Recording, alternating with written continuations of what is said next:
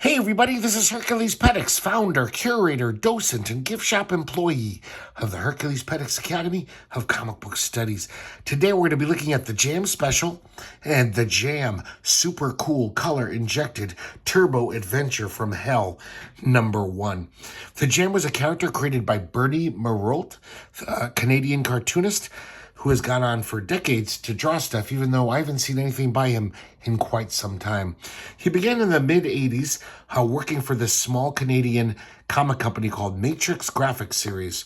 They had some nondescript, forgotten superhero black and white comic, and the Jam appeared as backups in that comic.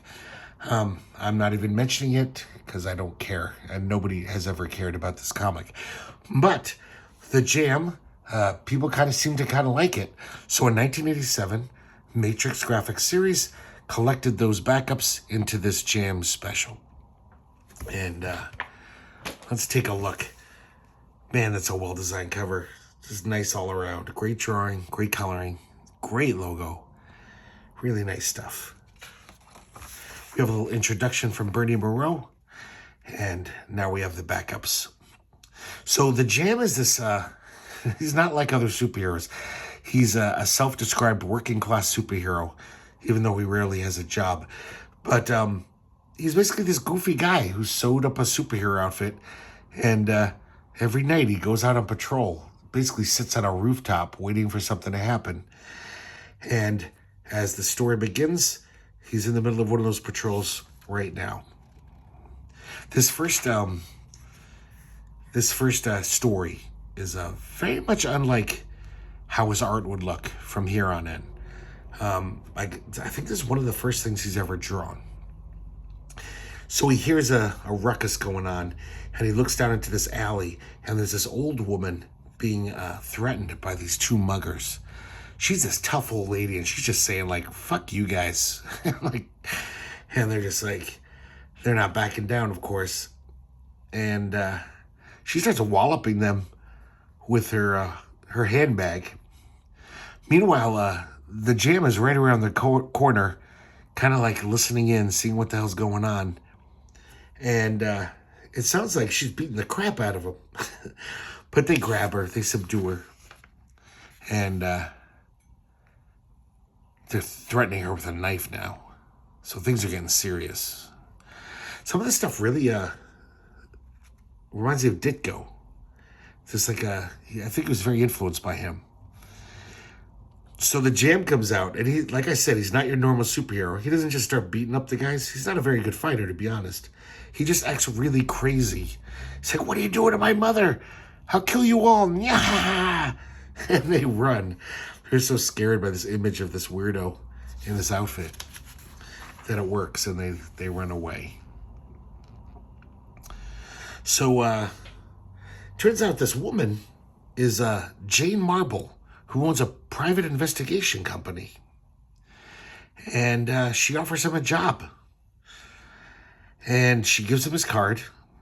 And as the story ends, he is running on the rooftops, saying his catchphrase, "I love it."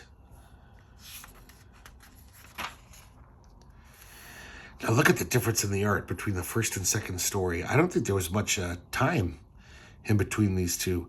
But man, look at this like cross-hatching and shading.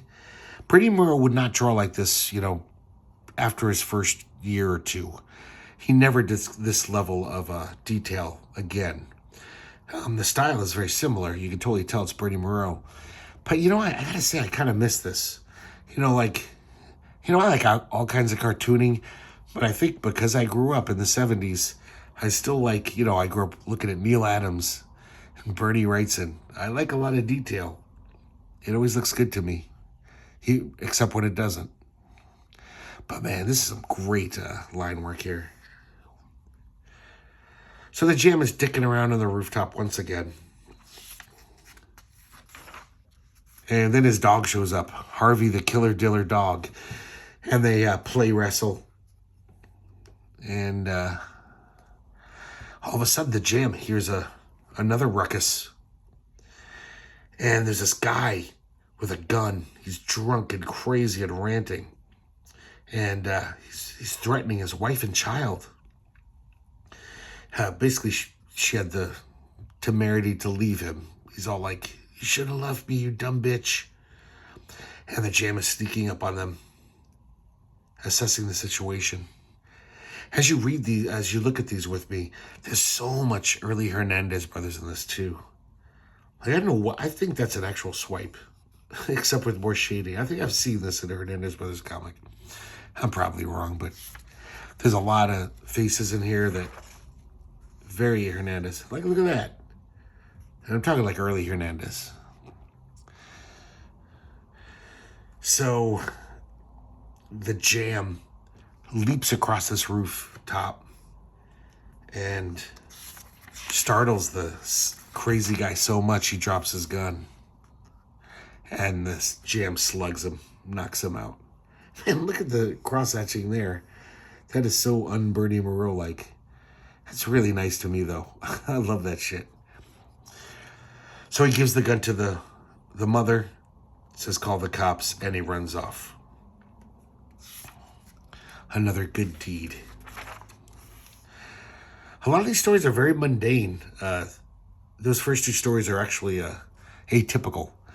The jam is almost like Will Eisner's The Spirit, in where the costume of, the superhero of the jam is basically just what's the word I'm looking for? It's not the main reasons for the stories.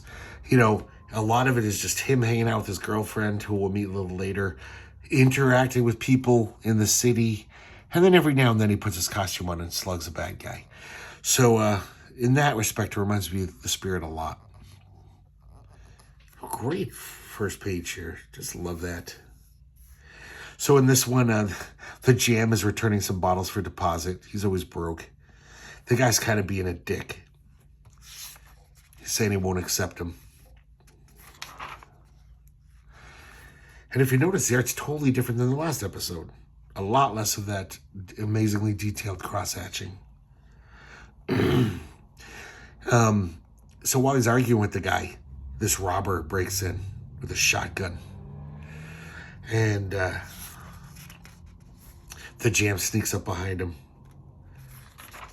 with a bottle and knocks him out.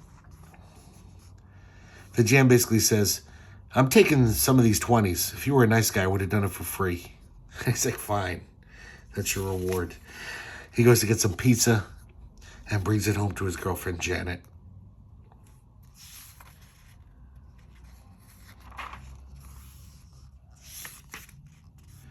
And then he gets a call from Miss Marble.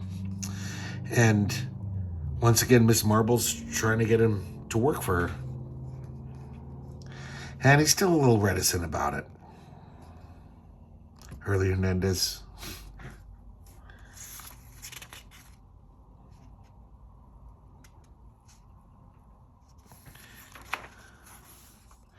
So even though he hasn't had a job for a while, I don't know why he's not taking it. Because his poor girlfriend is supporting his sorry ass. Look at this last panel here. Just completely different inking. Slapping down the ink. This looks a little different once again.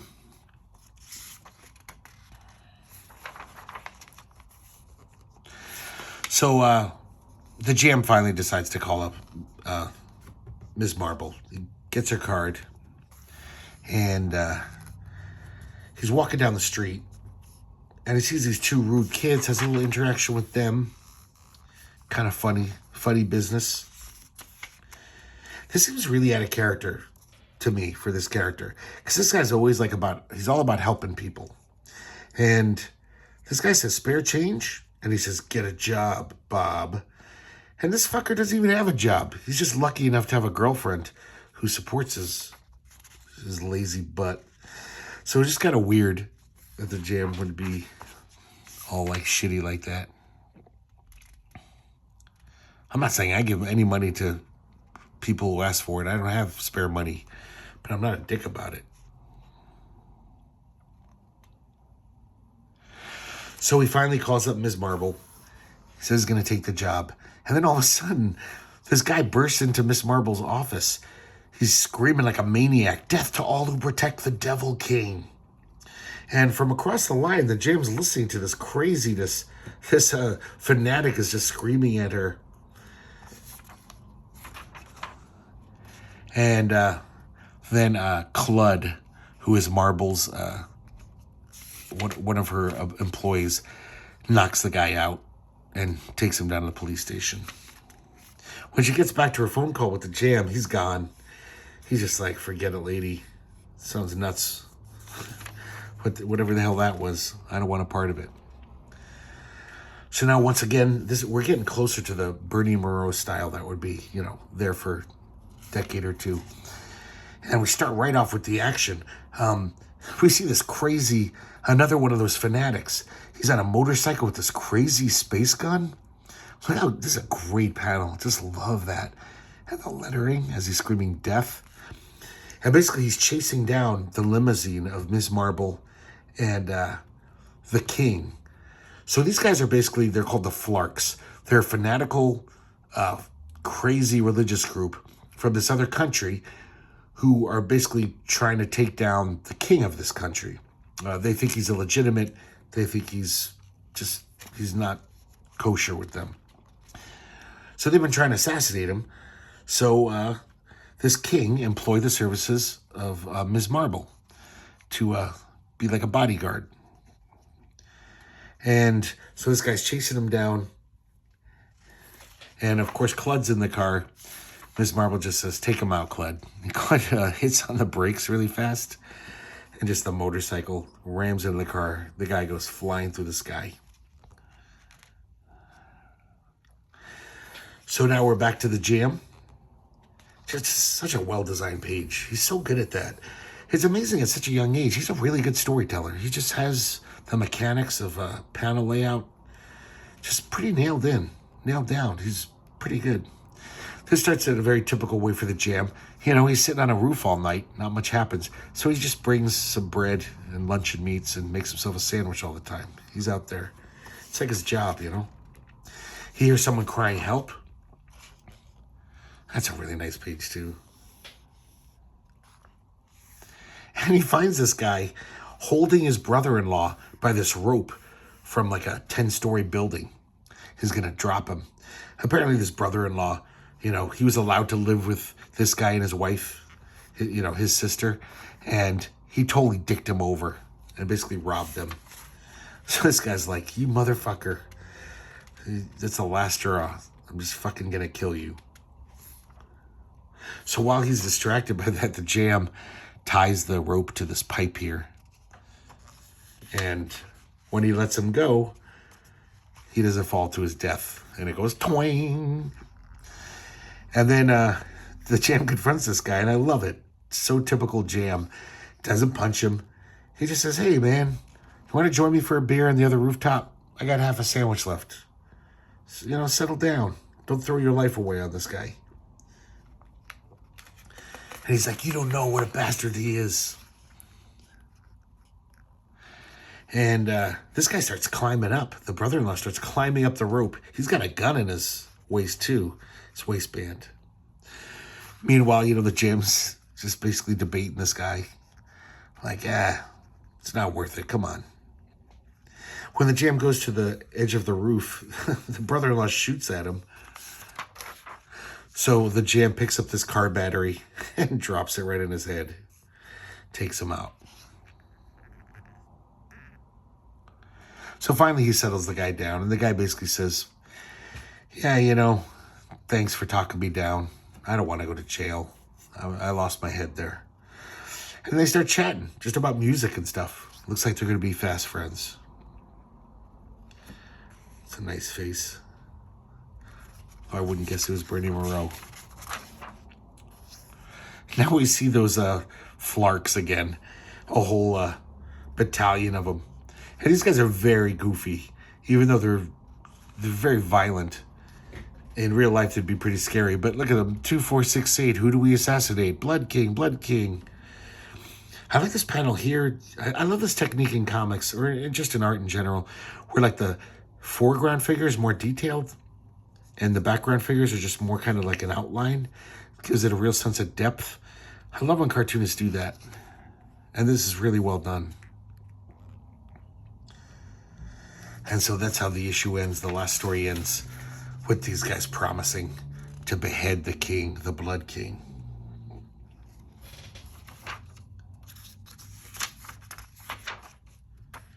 Here we have a little pinup. This is a reprint from some comic that Bernie Moreau contributed to from Matrix graphic series. I think it was called The Mackenzie Queen. I don't know. Maybe he drew the whole thing. I don't even know. I never read it. So now we have The Jam, super cool, color-injected turbo adventure from hell, #1. This has a nice wraparound cover. And this is really nice to get colors because Bernie Moreau's an excellent colorist. We could already tell by his covers, you know. So he's definitely becoming more Bernie Moreau. This is the style that, you know, most people know of him. It's really nice. Great logo. Just all around, just a really graphically appealing cover. Little intro from Bernie Moreau. I wanted to mention this is published by Comico. I guess the Jam had such a buzz that Comico, who was the kind of the hot shit, you know, comic publisher at the time for the big indies, you know, it was like Damn Dark Horse and I don't know, First maybe was still around, but I guess they wanted a one shot from him, and Matrix graphic series couldn't do color; they were too cheap. So they loaned the Jam out to Comico. Man, look at some of those Hernandez faces, early Hernandez faces in there. So we start off here. First of all, I just want to mention, look at this. The graphic design, it's just a really nice page. His coloring's amazing. So the madman's having this crazy megalomaniacal dream. He's like, almost like a god. Another great page. Look at all that crazy design work. And so he wakes up from his dream. We're back to reality. And he makes breakfast for his girlfriend, for Janet. And she's complaining about her job. She really does not like her job. She kind of mentions good-naturedly, like, you really got to get a job. I'm tired of being broke all the time. But they really love each other, and there's not much rancor about it. I don't know why she puts up with him. He's hanging out on rooftops all night like a crazy person. So basically, he's got to pay rent that day. That's his chore. And he goes to the bank, and he meets the bank teller from hell. It's this guy. And this guy's just giving him all kinds of grief and hassle. Won't cash his check. So the Jam pulls a Karen. Says, let me talk to your manager. I like that face. And basically finds a more amiable teller. And she totally takes care of him, cashes his check. The bank teller gets in trouble with the manager. He says, come into my office. But then the editor warns us, remember this face. Watch out for him. So as he's leaving the bank, he notices these two guys, and I guess he has amazing intuition. He's like, these guys are robbing this bank, I can tell. And he saw the car that they got out of, which is the getaway car. So first he's going to take care of that. He tricks the getaway driver to get out of his car, and then grabs the keys and runs. He calls the cops, who quickly arrive. I like that. Looks like a Paul Grist or something. Just really nice, cartoony, simple stuff. So the cops surround the bank, but the Jam notices that they forgot to put a guard, check the back door, the back exit. So he goes back there, and he sees one of the bank robbers running. So he chases him down.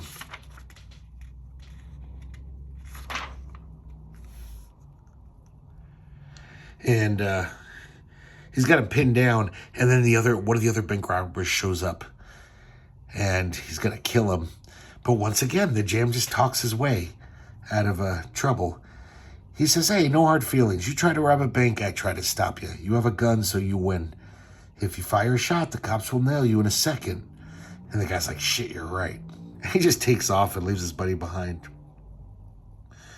He immediately gets caught by the cops when he rounds the corner. So this guy's saying, get off me, and he's trying to bribe him. He says, listen, I threw a big bag of cash in one of the dumpsters back there. It's all yours. And he's like, nah, I'm not going to fall for that shit. So then the cops show up, and they arrest both of them. They arrest the jam as well. They think he's part of the gang. And he's trying to plead with them and explain to them. He's like, no, I'm the guy who called you. And they're like, yeah, whatever.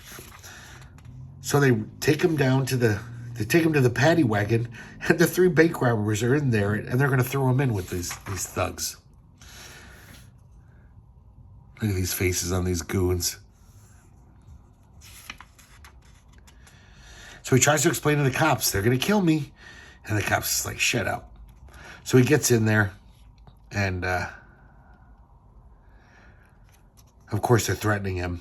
And he tries his psycho act again. He's basically like, the first one that touched me gets his ears bitten off. I like ears. Once again, the art totally seems to change. This looks like Alex Stevens to me. That guy who did stuff for Fantagraphics and Piranha Press back in the late 80s.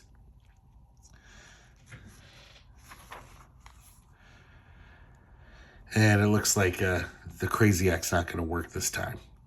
Look at this crazily designed page. It's like a poster for something. Violence. So the jam beats the shit out of these guys. Cops hear the ruckus, they don't care. They're like, let them kill each other. Love that little cityscape panel. It's really nice. So he's down at the jail, and this lawyer shows up, this pretty high-powered attorney. Turns out, a few months ago, on one of his patrols, the jam rescued this woman from this crazy Christian who was basically beating her to death with this giant Bible. I guess she said something he didn't like. And the jam subdued him. So the husband was forever grateful.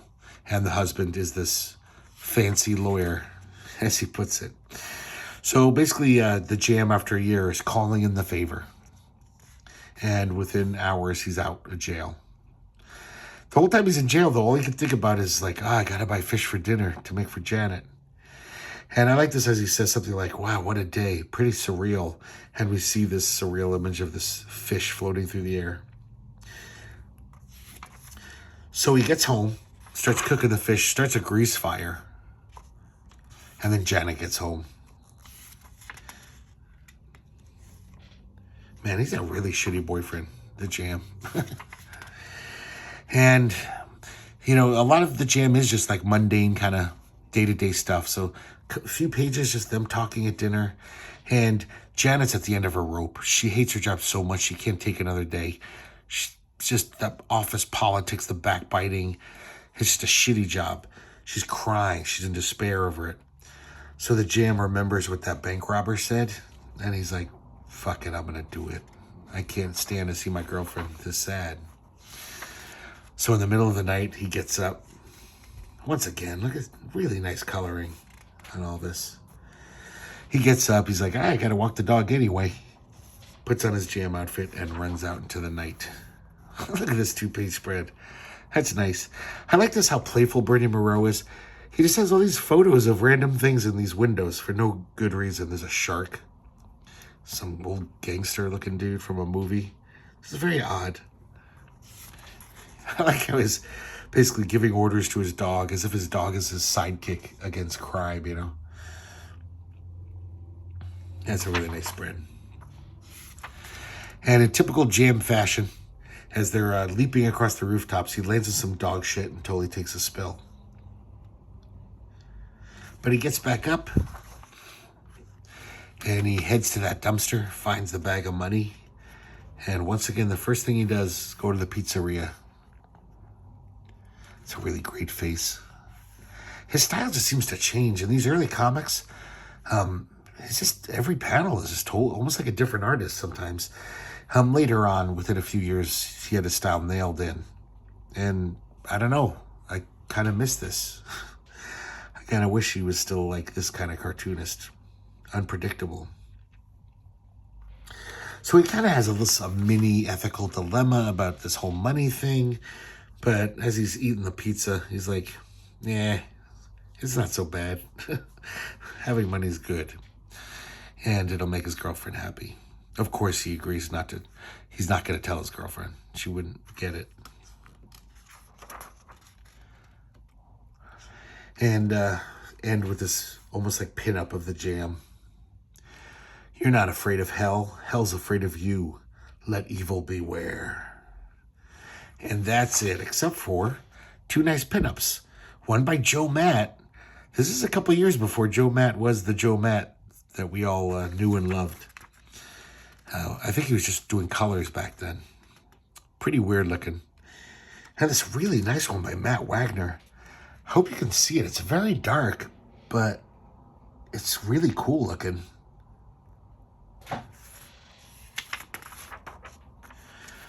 We have an ad for the upcoming ongoing monthly, which wouldn't come out from Matrix. It would actually come out from slave labor. So there you go, guys. Two great issues of the early Jam. This is basically the first two Jam comics. And, you know, I had all those Jam comics as a kid, and I'm kind of regretting getting rid of them. I think years later I read them, and I said, these are okay, but I can get rid of them.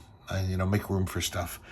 But the Jam is just he's basically delightful. He's a delightful superhero. They're very lighthearted. He's barely a superhero, and I don't know, they have a spirit to them that not many comics have. Kind of just this like naive, simple joy of living, you know. I don't feel that way at all in my normal life, so I'm like vicariously leeching off of this. So the Jam went on to be in like 5 different comic companies published. It was like Slave Labor, then Tundra, then Dark Horse, and Caliber. So there's a bunch of issues out there. There's even a 2-part Madman Jam miniseries. So I kind of want to track those down and reread them again, or I could just look them up on the net. But I don't know. Maybe I got rid of them for a reason. I think at the time I figured I got these 2 jams. This is, you know, gives me the flavor of what the Jam is. And I like it a lot, though. And now maybe I should go and reread those issues. Hope you guys enjoyed looking at them. And thanks for watching. And I hope to see you next time here at the Herculespetix Academy of Comic Book Studies.